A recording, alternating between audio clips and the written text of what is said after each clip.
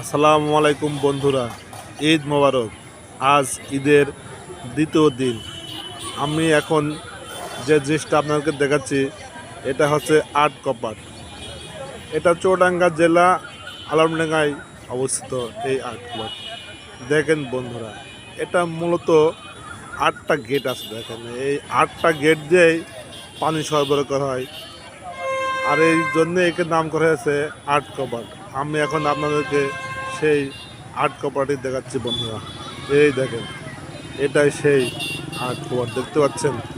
এখানে কিন্তু প্রচুর মানুষ এসছে দেখার জন্য।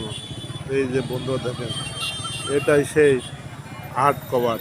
আমরাও এসছি দেখতে। দেখেন কত মানুষ এসছে আজকে এই আট কপাট দেখার জন্য। দেখেন বন্ধুরা, আজকে যে দ্বিতীয় দিন সবাই ঘুরতে এসছে এই আট কপাটে।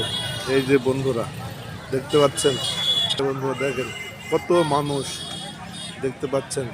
আমি আপনাদেরকে এখন সেটাই দেখাচ্ছি, ঘুরে ঘুরে এই আট কপাট দেখাচ্ছি বন্ধুরা।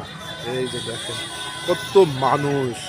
মূলত এটা হচ্ছে জিকে গঙ্গা কপোতাক্ষ শেষ প্রকল্প বন্ধুরা।